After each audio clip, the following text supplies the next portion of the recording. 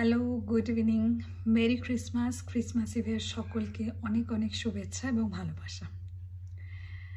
সম্প্রতি মালয়েশিয়া থেকে ফিরেছি ট্রিপ করে।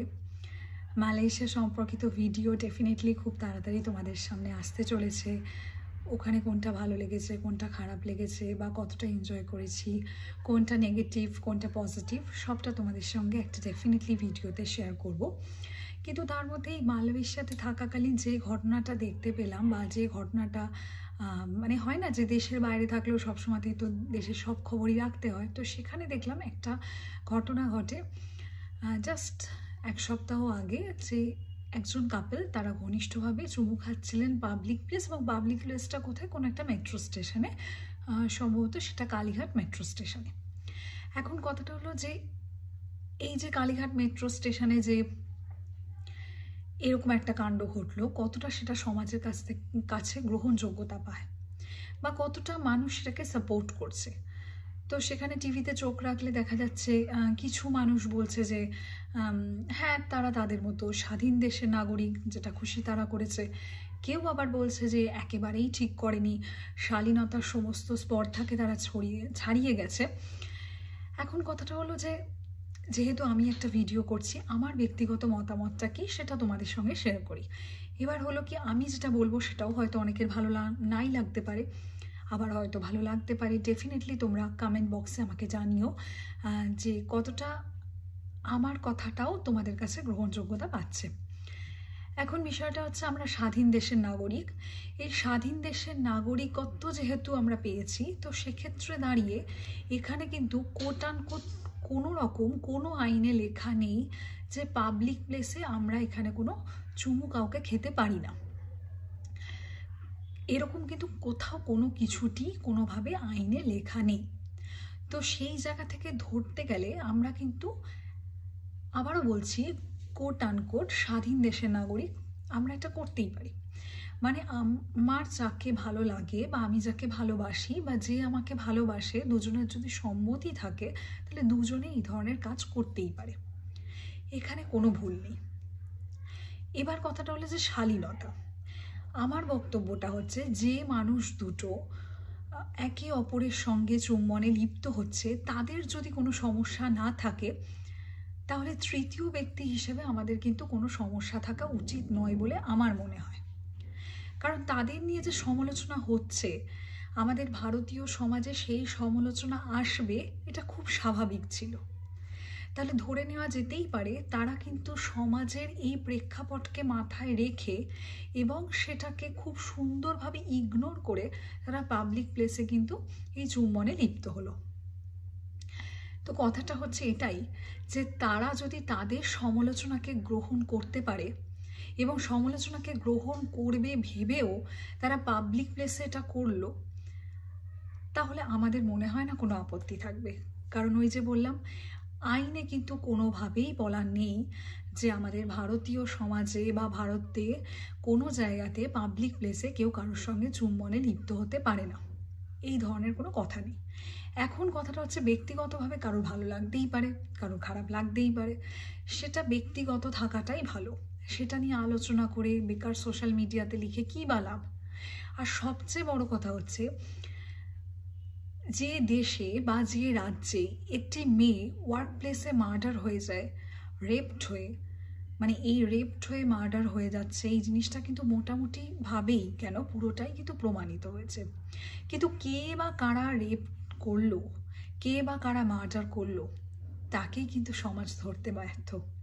তাহলে সেটা নিয়ে সমাজ অনেক বেশি সচেতন হয়েছিল, আমরা বিগত দিনে দেখেছি। আমার মনে হয় কে কার সঙ্গে ভালোবেসে ভালো লেগে দুজনের সম্মতিতে চুম্বনে লিপ্ত হচ্ছে, সেটার প্রতি কনসেন্ট্রেট করার থেকে সমাজের অনেক খারাপ দিক আছে যেখানে কনসেন্ট্রেট করার দরকার। এখনও কিন্তু আমাদের ভারতীয় সমাজে যেটা একেবারেই মেনে নেওয়া যায় না, আজও কিন্তু মেয়েরা বাড়িতে অত্যাচারিত হয়, এবং সেটা কখনো ড্রাউরি সিস্টেম, কখনো থার্ড পার্সনের জন্য, কখনো তার বাপের বাড়ি থেকে টাকা পয়সা আনতে না পারার জন্য, কখনো নিজের আর্থিক স্বাবলম্বী না হওয়ার জন্য তারা কিন্তু আজও অত্যাচারিত হয়।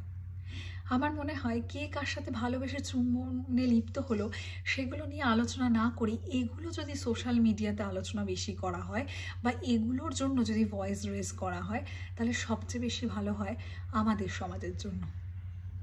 আর আমার কথাটা হচ্ছে যে কেউ যদি ভালোবেসে কারোর সঙ্গে কিছু করে তাহলে করুক না, কারণ আজকালকার দিনে চারিদিকে দেখলে এটাই দেখা যায় যে মানে আমাদের দেশের বেশিরভাগ মানুষই কোনো না কোনোভাবে ডিসস্যাটিসফাইড। কারোর চাকরি নেই, কারোর চাকরি আছে তো মাইনে নেই, কারোর মাইনে আছে তো ইনক্রিমেন্ট নেই, কারোর রিক্রুটমেন্ট ভুয়ো হয়ে বসে আছে, কেউ অন্যায়ভাবে নিজে চাকরি পেয়েছে বলে জেনারেশনের পর জেনারেশন আমাদের ওয়েস্ট বেঙ্গলে সাফার করছে চাকরির জন্য। তাহলে সেগুলো নিয়ে ভয়েস রেজ না করে একটা মানুষ যদি নিজেদের মধ্যে কোয়ালিটি টাইম স্পেন্ড করে ভালো থাকে তো থাকুক না, অসুবিধে কোথায়? এবং আরও একটা কথা, আমার মনে হয় এই যে ছেলে বা যে মেয়ে বা যেই করুক না কেন এই ভিডিওগ্রাফিটা, আমি তার জন্য তীব্র ধিক্কার জানাই। কারণ সে যখন দেখলো সে নিজে এনজয় করলো, সে ভাইরাল করলো, হয়তো তাদের প্রাইভেসি নষ্ট হওয়ার কথা তারা মাথায় রাখেনি, কিন্তু কথাটা হচ্ছে অন্যের কোনো একটা ছবি তোলা বা অন্যর কোনো ক্রিয়াকর্মকে ভিডিওগ্রাফি করে বাজারে ভাইরাল করা সেটা কিন্তু আইনত অপরাধ বলেই আমার জানা আছে। এবং আরও একটা ব্যাপার, রাস্তাঘাটে এখনও কিন্তু কোনো কোনো জায়গায় দেখা যায় যে লোকে স্প্লিট করছে, ইউরিনেট করছে রাস্তার মধ্যে, বরং সেইগুলোকে ভাইরাল করা হোক না, যে কেন এই মানুষগুলো এখনও আমাদের সভ্য সমাজে থেকেও অসভ্য হয়ে রয়েছে। সেটা না করে বরং এই চুম্বনের মতো কোনো একটা পার্শিয়াল সেক্সুয়াল অ্যাক্টিভিটিকে দেখতে ভালো লাগে বলে নিজের চোখের একটা মানে কি বলবো চাহিদা মেটানো বা ভালো লাগাটা থাকবে বলে সেটাকেই ভিডিওগ্রাফি করে ছাড়া হলো। তাহলে যে লোকটা রাস্তায় দেওয়ালে ইউরিনেট করছে তার ভিডিওটা কেন করা হয় না? ভালো লাগে না বলে দেখতে, তাই তো? আমার মনে হয় যে ভিডিওগ্রাফি করেছে সে সবচেয়ে বড় অপরাধী। আর যারা এর এগেনস্টে কথা বলছে তাদের একটাই কথা বলবো, যে ভালো আছে তাদের ভালো থাকতে দিন, যারা খারাপ আছে তাদের পাশে দাঁড়ান। আমাদের সমাজে আমাদের রাজ্যে প্রচুর সমস্যা এই মুহূর্তে রয়েছে, চাকরিজীবী মানুষের সমস্যা, অনেক ক্ষেত্রে তোলাবাজির সমস্যা, অনেক সমস্যা আছে। পারলে তাদের পাশে দাঁড়ান, তাদের জন্য ভয়েস রেজ করুন।